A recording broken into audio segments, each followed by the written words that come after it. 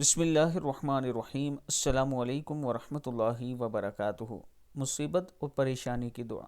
رسول اللہ صلی اللہ علیہ وآلہ وسلم نے فرمایا، مصیبت زدہ اور پریشان حال کے لیے یہ دعا ہے، یعنی مصیبت اور پریشانی کے حل کے لیے یہ دعا ہے: اللہم رحمتک ارجو فلا تکلنی الی نفسی طرفت عین واصلح لی شأنی کلہ لا الہ الا انت۔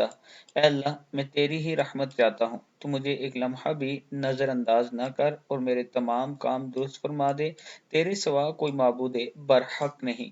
صدق اللہ العظیم۔ اللہ تعالی ہم سب کو اس پر عمل کرنے کی توفیق دے۔